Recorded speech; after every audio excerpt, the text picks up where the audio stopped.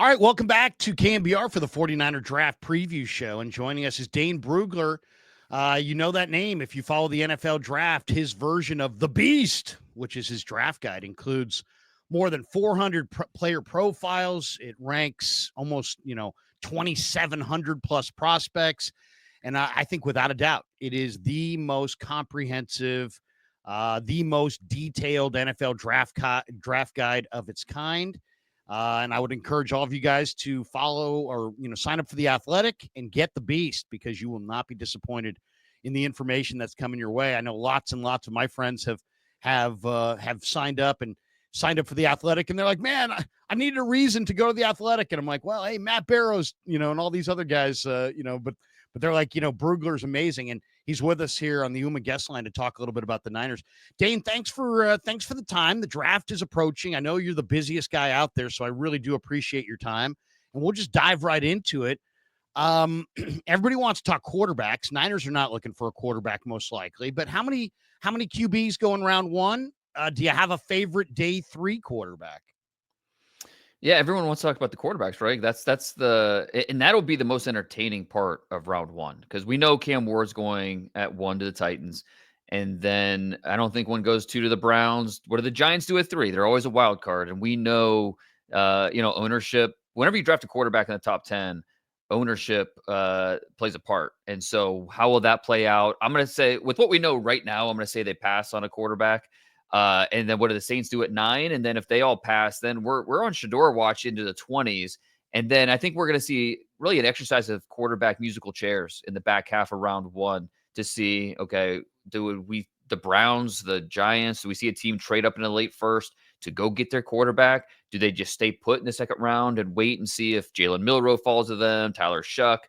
It's really interesting how teams are figuring out how to best do around all these quarterbacks that are not, top tier guys. Last year we had 6 in the top 12. This year we'll have 5 in the top 50, but we might only have 1 in the top 20, and that's fascinating. So yeah, it's a really interesting quarterback group. You in terms of day 3 guys, I think there's a few interesting ones. One I kind of like him for in Shanahan's offense with the Niners is Max Brosmer.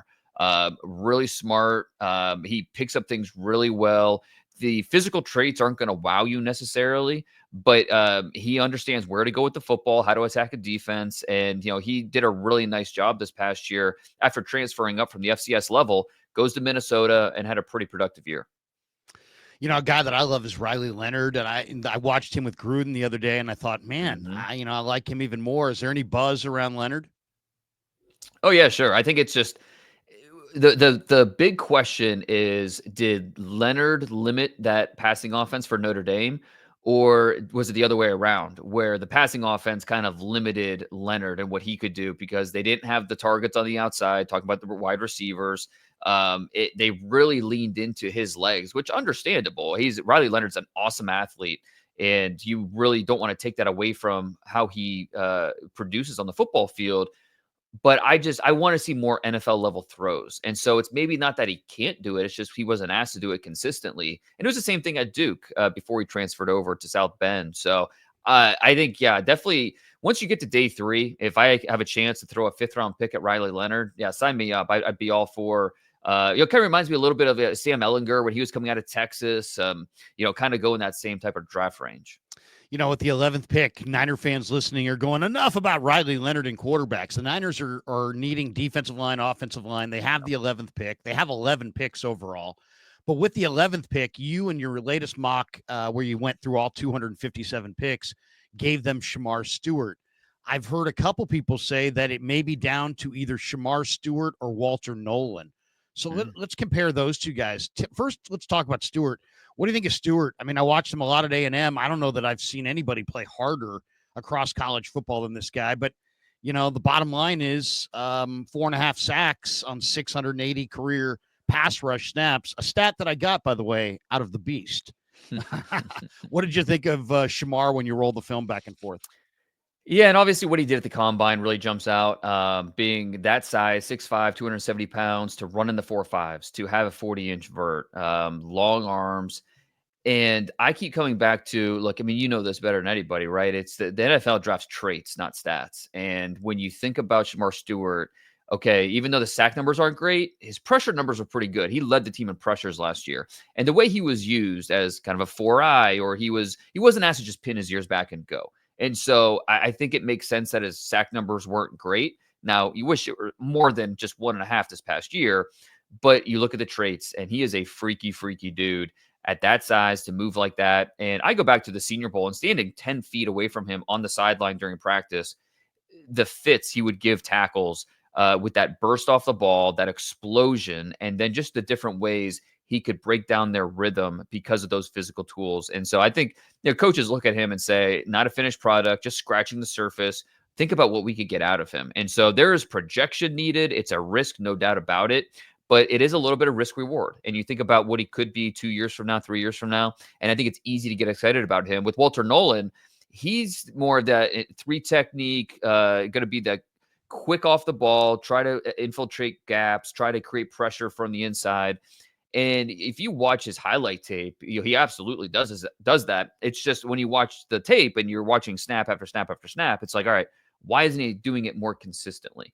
So I think with Walter Nolan, there's some question about just consistency, and I know he can do it. I just want to see him do it more often. So both these guys, you could really poke holes in them, but you can understand why you would want to take a risk that, hey, if this pans out, it's going to pan out in a big way. You had an anecdote on Nolan that I thought was interesting. You said he attended 6 different programs over the last 7 years. So he was a 5-star recruit. He played at A&M, then obviously high school. Obviously, moved over to Ole Miss. When you see 6 different programs in the last 7 years for Nolan, what does that tell you about him? Yeah, and I think it's like whenever we're talking about players and potential, character issues or anything, it's always a fine line because it's a lot of secondhand information that, Sure. Talking to scouts and, their boots on the ground, getting some of that info from coaches and all that.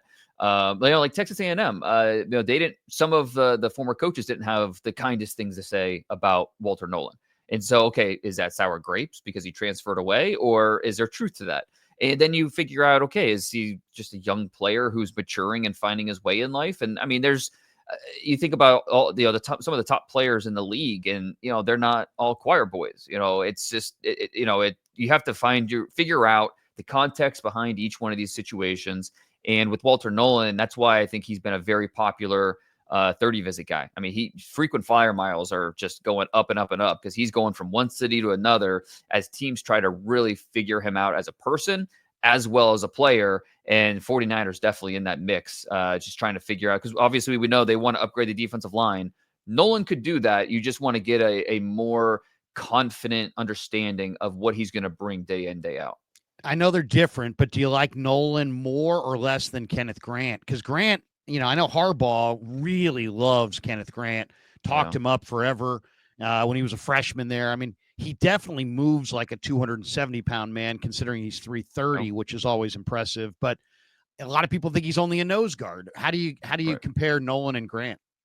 Strictly talking about on the field, I would prefer Nolan. I think he's just a more realized player in terms of being disruptive. I think with Grant, he moves so well for 330 pounds. He looks like a nose, but he can get vertical disruption as well.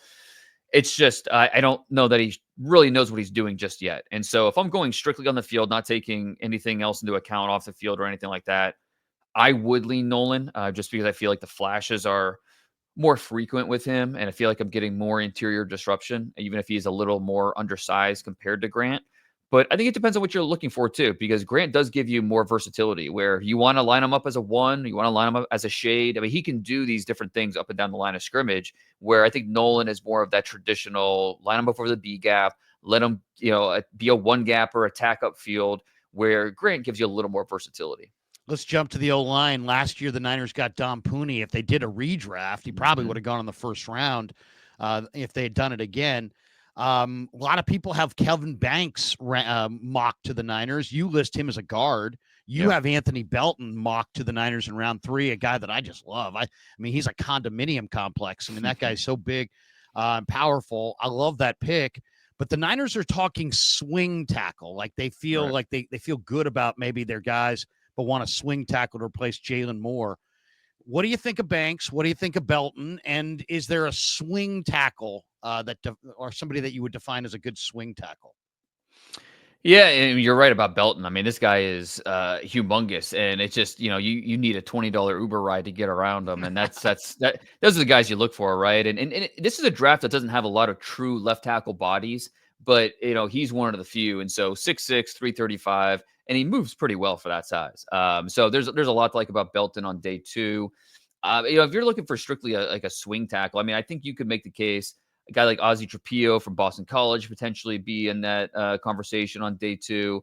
I don't think they want to go in that direction in round one, obviously, taking a player that early. But if they did, then, maybe you talk about Josh Simmons from Ohio State, who played right tackle at San Diego State before he transferred to Ohio State, where he played left tackle, has seen action on both sides. Kelvin Banks, I was never really that high on him in terms of him being like a top 10 pick. Like I've always liked him, but never truly loved him. I couldn't get there. I always saw him as more of a mid to late first round guy.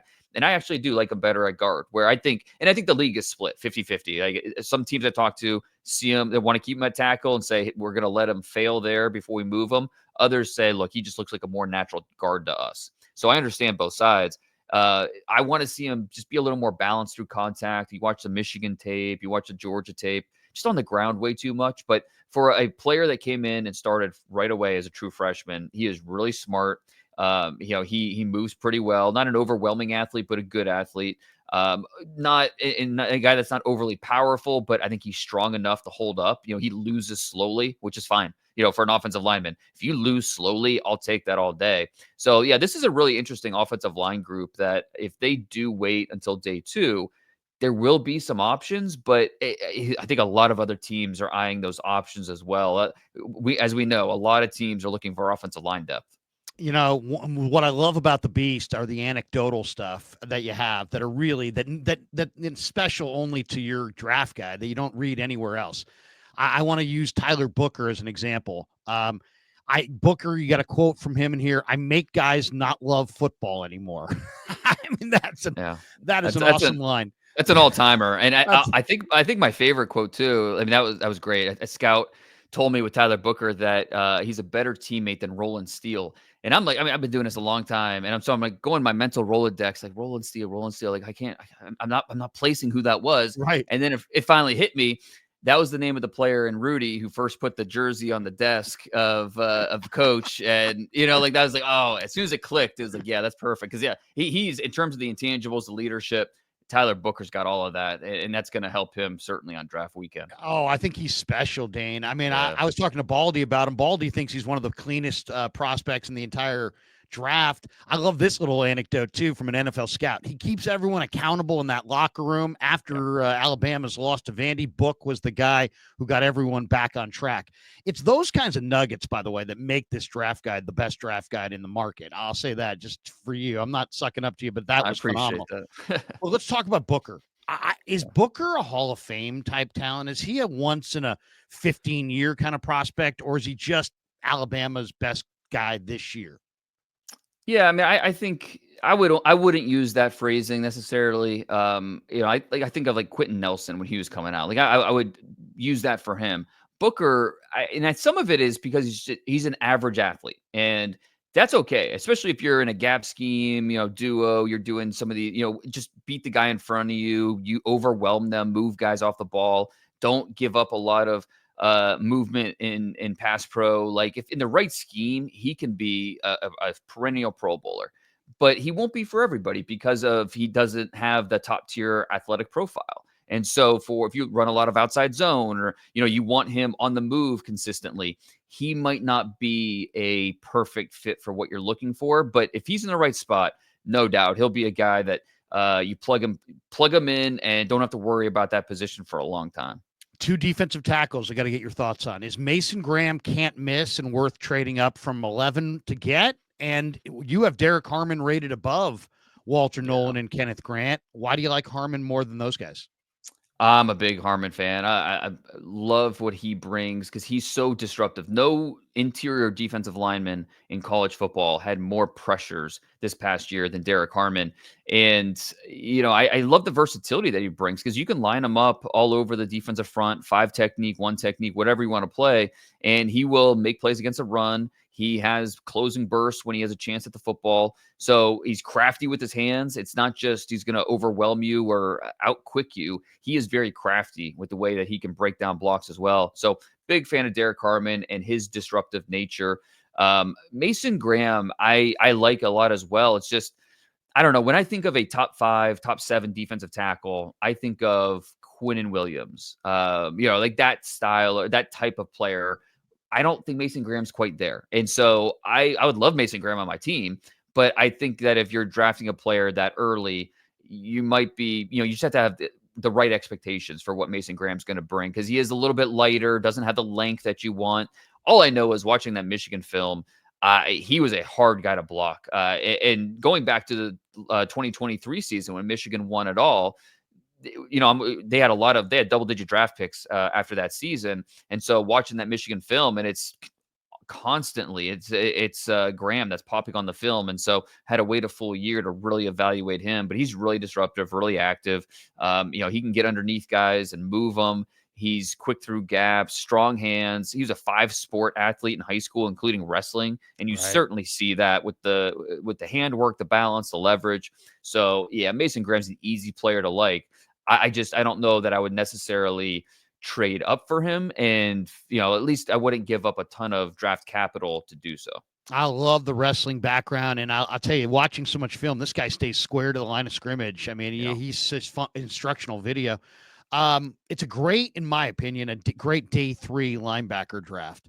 I don't know if Chris Paul is going to make it to day 3 or Demetrius Knight, but if they Mhm. are, they're going to lead the way. But Cody Simon, Teddy Buchanan, who went to my high school here in San Francisco, Mm. Shemar James, Eugene Asante, Chandler Martin, Nick Martin. A lot of these guys have a lot of same traits. They're smaller guys. They can run. If you can keep them free, they could be really productive. Who's your favorite day 3 linebacker? I got to think John Lynch is going to be all over this group. I would probably say Kane Madrano, the other UCLA linebacker. Everybody knows about Carson Schwarzenegger. He's going to be a top 50 pick. I think he would be dynamite on the Niners. He'd be a lot of fun. He's a guy that he sees it and he goes. His instincts, his speed, it's just phenomenal. But the other UCLA linebacker in this draft, Madrano, he also has speed, and he showed it at the combine. I mean, at 6'3", 225, ran a 4.46, 38-inch vert, had under 7 seconds in the 3-cone. He was all over the place on the film, making plays in coverage, making plays versus a run. He's going to come in and be a stud special teamer from day one, and then he'll carve out a role on defense as well. 2 last ones before we let you go. There's a lot of local guys. I went to the Niners local pro day. They were giving Alec Ayamanor from Stanford an awful lot of attention. He didn't play, but Lynch talked to him. Hankerson talked to him. They spent a lot of time with him. Are the Niners and Alec Ayamanor going to be wed? And then there's also Teddy Buchanan, who was working out with Fred Warner. You got Noel Williams, who's a very aggressive corner. Kind of reminds me of Delta O'Neal for some of you old school guys from Cal. Throwback. Ball skills, tough as heck. What do you think of the local crew? Do you like any of them here in San Francisco? Yeah, Io Manor, he reminds me a lot of Chase Claypool coming out. Just in terms, they're both Canadian natives, kind of late to the game, big, fast, physical. I worry a little bit about the ball skills with Io Manor, but you feel like he has yet to play his best football, and it's just a matter of can you be patient with him, develop him, and you might have something for sure. Noel Williams, he's one of my favorite players in the draft. And I'll go to a different former Cal player, Cam Bynum, who just got paid in free agency. And one of the big questions was, is he fast enough? Well, Noel Williams ran a 4.50 at the combine, which is just good enough. Check the box and move on. But you hit the nail on the head. How physical he plays, how aggressive he is. The battle between Noel Williams and Io Manor on that Cal Stanford tape, it was like a WWE event. I mean, those guys are going at it constantly. It was a lot of fun to watch. But yeah, he's definitely. I mean, the ball skills with Noel Williams. I'll bet on those types of guys every day. All you guys got to order the beast because Dane is absolutely outstanding. All right, this is the last question. I'm super intrigued by these three guys. And Sure. if I were the 49ers, I would try to get some extra day 3 picks so I could get all three of these guys. One of them is Tez Johnson, who you have mocked to the Niners, who lit up Penn State. He's 150 some odd pounds, Dane, but he ran in the low 4.5s and then didn't try to improve it. So that really made me wonder if what is his 40 time, and he's tiny, so he's outside the box. But you saw what he did against an awesome Penn State defense. He ate him up, and he looked good in Mobile in the practices. So Tez Johnson, Willie Lampkin, who I kind of think could be an amazing fullback, and Right. I love Willie Lampkin, another wrestling background. And then somebody's got to solve the tush push. What do you think of getting an extra 7th round pick and putting it into Desmond Watson, who had 36 reps of 225? And I know he's 464 pounds and needs to drop some weight, but isn't Desmond Watson the answer if Goodell and the rules committee are not going to outlaw the tush push? Isn't putting that guy on the field maybe the answer? What do you think of those three kind of, interesting outside the box prospects? Yeah, no, and that's a good way to frame it. 464 pounds is enormous, and like he tested like a 2. His 40 was almost 6 seconds. 25-inch vert, so he's not going to be a very rangy player. But you stick him in the middle of that defensive line, and he's almost like a tree trunk, right? Because he is hard to move. He's just it comes down to physics, and so I would get it in the 7th round. If not, he'll be a popular PFA. Teams trying to bring him in. Tez Johnson, yeah, I'm a fan of his. He is small and he didn't run great, but I just watched the film and I see a guy consistently getting open and he catches the ball really cleanly. He plays much bigger than he looks, and so especially if the price tag is a 4th round pick, 5th round pick, I'm okay betting on a guy like that. Like you said, outside the box. We don't see many players like this on Sundays, Tank Dell being one of them, but he's been injured and he ran a lot faster than what Tez did. But all I know is he's a tough guy to cover and he catches the ball well. And that's kind of the ingredients that I'm looking for in a receiver. And I'm sorry, who's the third one that you said? Willie. Oh yeah, Willie Lampkin. Yeah, Willie the Lampkin center. from Carolina. And my buddy Rick Mueller recruited him to Yeah. Coastal Carolina, and then he jumped from Coastal to North Carolina this year. And I just love this kid. He's so physical, and I loved his one-on-ones in Mobile. Right. It was incredible. I mean, and he's got great arm length, so he doesn't really play 5'10". Well, and that's the tough part is you look in the NFL and like there's just no comparison for a guy so at his pro day, he was 5'10", 6, 279. Like there just isn't buddy in the NFL on an offensive line that's that size. And so, okay, is this going to work? But I agree with you. During the Senior Bowl, he was outstanding, and he gets underneath guys. I thought he's a better athlete than what he tested. So he's kind of a borderline draft pick. Maybe he sneaks into the 7th. Maybe he doesn't. But if he doesn't, I think teams will be all over the PFA and say let's bring him in, see what we got. Hey man, you're the best. Last one on the way out here. Malachi Starks and Nick Emanwari, the better pro 5 years from now will be. I'll bet on Emanwari. I mean, 6'3", 225, smart, fast. I like Starks as well, but I'll bet on those traits every day. And a running back that fits for the 49ers, they're almost a lock to draft somebody. Bobby T loves guys with speed. They love guys who can block. Is there anybody that fits them, you think, after, not day 1, day 2? Right. And this is the year to get one of those guys on day 3 because there's so many of them. If RJ Harvey from UCF makes it to day 3, that would make a lot of sense. Tootin from Virginia Tech, talk about speed, balance.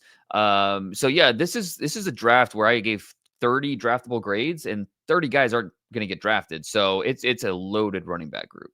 Dane Brugler, he's got the beast. It's out on the Athletic site. Sign up for the Athletic. 400 player profiles. He ranks over 2,700 prospects.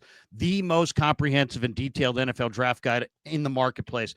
Dane, thanks for jumping on KNBR, man. We really appreciate you. I know your schedule's crazy busy. We'll let you go. Have a great day, but thanks for coming on KNBR. No, anytime. Thanks, Larry. Dane Brugler, more straight ahead. It's the Niners Draft Preview Show on the Sports Leader.